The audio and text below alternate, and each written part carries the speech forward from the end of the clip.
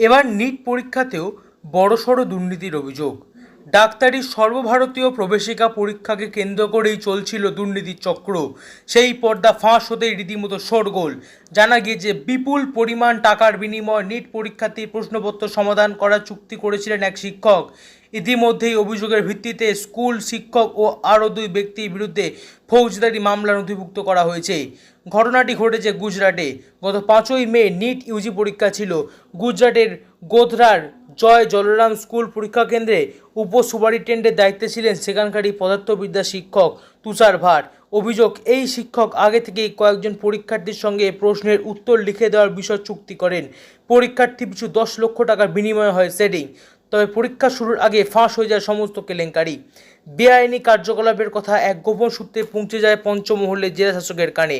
অভিযোগ পাওয়ার পর তার নির্দেশ মতো পরীক্ষার দিন ওই স্কুলে হানা দেয় জেলার অতিরিক্ত কালেক্টর এবং জেলা শিক্ষা অফিসার সহ একটি ইনভেস্টিগেশন টিম। এরপরে ঝুলি থেকে বেরিয়ে পড়ে বেড়াল।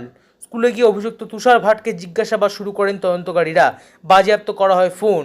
শিক্ষকের ফোন থেকে 16 জন পরীক্ষার্থীর একটি তালিকা মেলে, যাদের নাম, রোল নম্বর সহ সমস্ত বিবরণ ছিল। এরপর চেপে ধরতেই অভিযোগ স্বীকার করে নেন অভিযুক্ত শিক্ষক তুষার ভাট।